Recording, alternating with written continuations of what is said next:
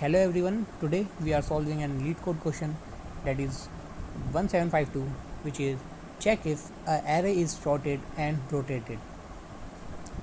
What the problem says that given an array, return true if the array was originally sorted in non-descending order, then rotated some number of position including 0, and if it is not true then return false.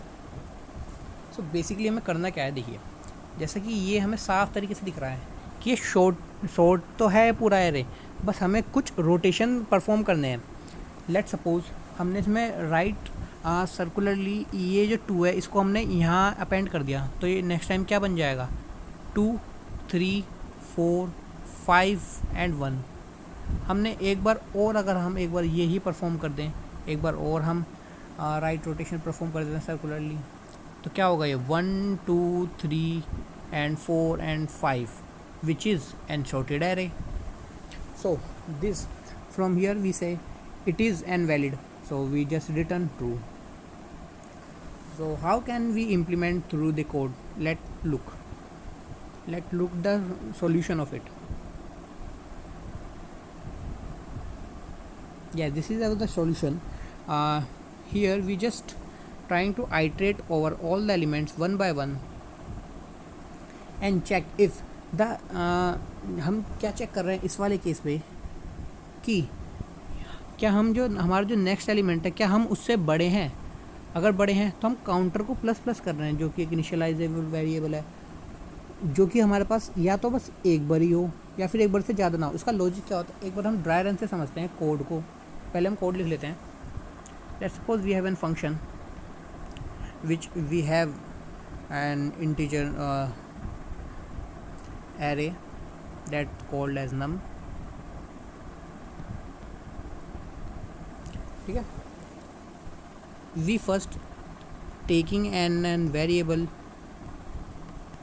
stored the value of the size of our array, say nums dot size.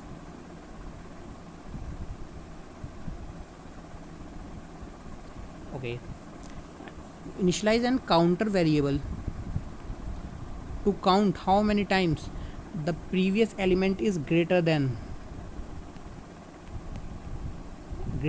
its next. Iterate for loop for I equals to 0, I lesser than n, I plus plus.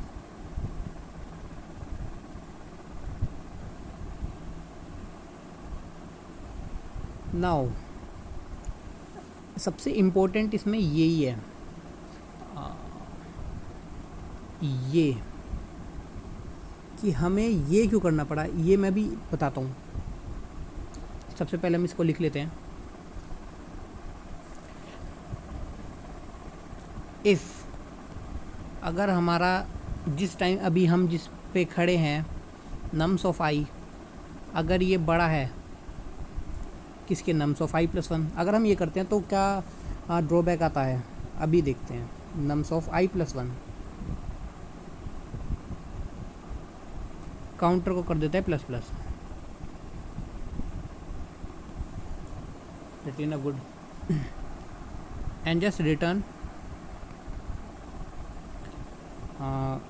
एक condition लगाते हैं हम यहाँ पे कि अगर counter केवल 0 है या फिर 1 से छोटा है, मतलब एक बार है, तो ये ठीक है. Lesser than equals to 1. अब देखते हैं कोड रन कैसे कर रहा है. और अभी मुझे पता ये वाला एक बार एरर देगा. Let's suppose we have an 3, 4, 5, 1 and 2. Okay, start iterating from here. I is 0. We check from num of I which is 3. क्या ये बड़ा है हमारे num of I plus 1 that is this. क्या ये 4 से बड़ा है? नहीं. ठीक है, तो हम काउंटर को प्लस प्लस नहीं करेंगे, तो काउंटर इस समय क्या है, काउंटर इस समय है 0. ठीक है, remove this. I will move next. I will here and check is 4 is greater than 5. No, counter will not increase. I go to the next. is 5 is greater than 1? Yes, it is. So counter becomes incremented by 1. Okay, ठीक है. Now the iterate I next. Is 1 is greater than 2? No, so count, no need to increment the counter. Okay, go to the next. Whenever we are here, we are trying to resolve for the I plus 1 which is out of boundary, which is not possible. आप इसको -1 से भी कर सकते हैं, लेकिन ये हमें ये भी तो चेक करना है ना, क्या ये इससे बड़ा है क्या. अगर ये बड़ा होता तो हम रिटर्न फॉल्स करते. हम एक एग्जांपल के साथ समझते हैं कौन से एग्जांपल में हमें इसकी ज़रूरत पड़ेगी कि हमें जो लास्ट एलिमेंट है उसको हमें इससे कंपेयर करना पड़ेगा कि ये इससे छोटा होना चाहिए. Let's suppose an example should be, let's suppose an example 2 1 3 4, 2 1 3 4. We start iterating from here. Is 2 greater than 1? Yes, it is. So counter will be 1. Okay, I will increase. Is 1 is greater than? No. Is 3 is greater than 4? No. But okay, ठीक है. यहाँ पे आया तो हम यहाँ पे stop कर गए लेट्स सपोज. तो काउंटर क्या इसमें 1, और ये रिटर्न क्या कर देगा हमारे, जैसा कि इस कंडीशन में हमने लिखा है कि आप रिटर्न कर दीजिए या तो 1 है या उससे छोटा है, तो रिटर्न ट्रू कर दीजिए कि हाँ ये सही है. तो क्या हम देखें क्या ये सही है, क्या 2 1 3 4 क्या शॉर्टेड है. अगर हम कुछ रोटेशन परफॉर्म करते हैं, करके देखते हैं, जैसे कि 1 3 2 4, एक बार और रोटेट करते हैं, 2-3 बार करते हैं, विच is 3 4 2 1. Again rotate 1 3 4 2, again rotate 2 1 3 4, which is not sorted. So we need to check if this element, last element, is always where is the last element is always smaller than the first element. So this is why we need to check in this condition instead of this. Instead of I is greater than num of I plus 1, I plus 1 की जगह हम क्या करेंगे, हम करेंगे एक modulo operator का use, which is just and slightly change. Num of I is greater than nums of I plus 1 modulo n.